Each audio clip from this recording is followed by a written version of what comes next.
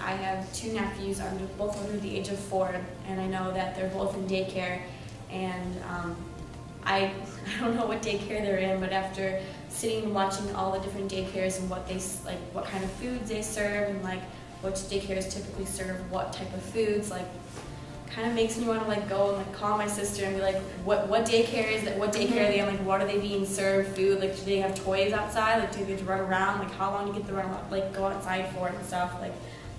I didn't realize that the variability between daycares was so different. I would assume that serving healthy food to children would probably be pretty obvious to me, but then you go to some places and it's just this is sugar, pure sugar, and high fat foods and stuff like that. So I guess it's just really made me think that you should really pay attention to things like that.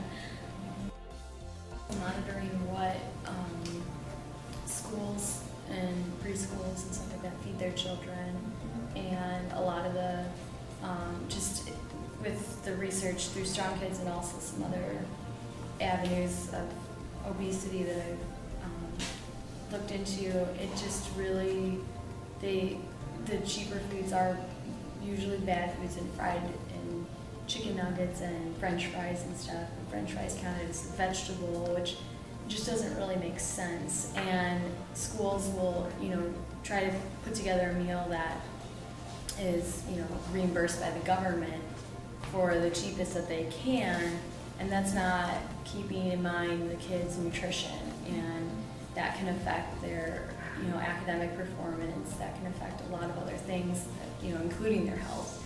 So I think there needs to be more specific regulations on the fact that they need to be getting fresh fruits and vegetables, less sugar, less fat, and if the kids are hungry and that's all they have to choose from, they're going to eat it. It's not, if you put out both options, obviously they're going to choose what they're used to, but if you regulate that and also allow the government to reimburse foods like that and not, these other foods that are really harming the children.